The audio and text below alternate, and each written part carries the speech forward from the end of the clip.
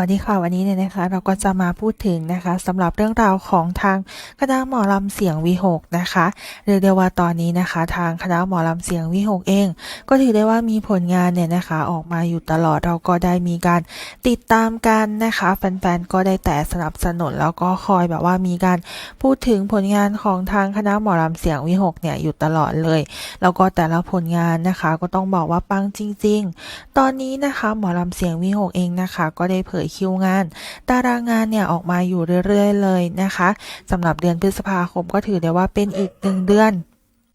ที่ถือได้ว่าก็ปังมากๆเลยนะคะเราก็ได้แต่คอยติดตามแล้วก็สนับสนุนนะคะผลงานของทางคณะหมอลำเสียงวิหกเนี่ยอยู่ตลอดเลยนะคะแล้วก็ช่วงนี้เรียกได้ว่าอากาศร้อนนั่นเองนะคะแต่ว่าหมอลำเสียงวิหกนะคะก็ยังเดินหน้านะคะสนับสนุนนะคะแล้วก็เรียกได้ว่าเสิร์ฟความสุขให้กับแฟนๆถึงที่ตามคิวงานเจ้าภาพคิวงานจัดงานเนี่ยตลอดเลยที่ผ่านมาก็เคยได้มีการมาอัปเดตนะคะเหมือนว่าทางคณะหมอลำเสียงวิหกเนี่ยก็ได้มีการอัปเดตเกี่ยวกับการยกเลิกงานไปนะคะในตอนนั้นนะคะแฟนๆก็ได้แต่ส่งกำลังใจแต่เหมือนว่าล่าสุดนะคะก็ได้มีการอัปเดตออกมา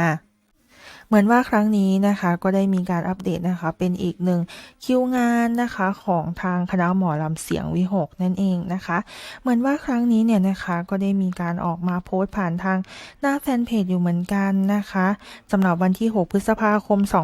2566ว่ามีการทำการแสดงที่งานบ้านโพนอำเภอเชียงยืนจังหวัดมหาสารคามนะคะก็คืองานนี้เราเคยอัปเดตไปแล้วนะคะว่าเป็นงานที่แบบว่าได้มีการเดินทางนะคะไปทำคิวงานนะคะกับเจ้าภาพนั่นเองก็เรียกได้ว่าตอนนั้นก็มีการเดินทางไปทำสัญญากันนั่นเองเรานะคะก็ได้ติดตามแล้วก็สนับสนุนกันแล้วอย่างล่าสุดนะคะก็เหมือนว่างานนี้ทำเอาแฟนๆเนี่ยต่างฮากันมากๆเลยเราก็เรียกได้ว่ามียอดไลค์ยอดแชร์เนี่ยเยอะจริงๆนะคะเพราะว่างานในครั้งนี้สำหรับงานที่อำเภอเชียงยืนจังหวัดมหาสารคามเนี่ยนะคะก็เหมือนว่าทางแฟนเพจของหมอลำเสียงวิหกก็ได้มีการโพสต์ภาพเหมือนว่าจะมีการเล่นเอฟเฟกต์นะคะที่เป็นดวงอาทิตย์อะไรประมาณนี้นะคะแล้วก็เรียกได้ว่าเอฟเฟกต์นี้เนี่ยก็ค่อนข้างที่จะฮิตแล้วก็มี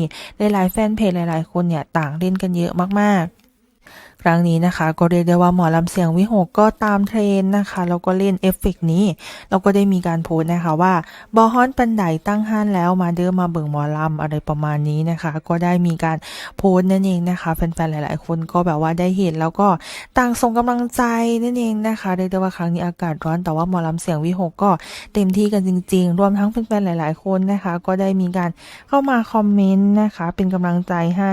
สู้ๆอะไรประมาณนี้นะคะหลายๆคนก็แบบว่ากดหัวเราะอะไรประมาณนี้ก็ถือได้ว่าครั้งนี้เราก็ได้เห็นกันนะคะสำหรับฟีดแบ็กของแฟนๆที่ได้มีการพูดถึงนะคะสำหรับงานในครั้งนี้นะคะยังไงก็อย่าลืมส่งกำลังใจนะคะให้กับทางคณะหมอลำเสียงวิหกกันได้ก็ขอให้แฟนๆชาวมหาสารคามนะคะแล้วก็คนที่อยู่ใกล้เคียงเนี่ยมาติดตามกันได้งานครั้งนี้รับรองว่าไม่ผิดหวังอย่างแน่นอนสนุกสนานนะคะสมการรอคอยจริงๆนะคะเราก็ได้เห็นกันเนี่ยอยู่เรื่อยๆเลยนะคะเราก็ได้เห็นกันเนี่ยอยู่ตลอดสำหรับผลงานนะคะของทางด้านคณะหมอลำเสียงวิหกนั่นเองนะคะก็ถือได้ว่าที่ผ่านมาแฟนๆชาวสารคามเนี่ยก็ต้องบอกว่าน่ารักกันอยู่แล้วนะคะเดี๋ยวเราก็จะเอามาอัปเดตแล้วก็เอามาพูดถึงกันและนี่แหละค่ะก็ถือได้ว่าเป็นเรื่องราวที่เราได้มีการมาพูดถึงนะคะเราก็ได้มีการมาอัปเดตสำหรับใครนะคะที่มีความคิดเห็นยังไงเกี่ยวกับเรื่องราวนี้เนี่ยก็สามารถแสดงความคิดเห็นพูดคุยกันได้นะคะแล้วก็อย่าลืมกดไลค์กด Subscribe เป็นกำลังใจให้ด้วยนะคะ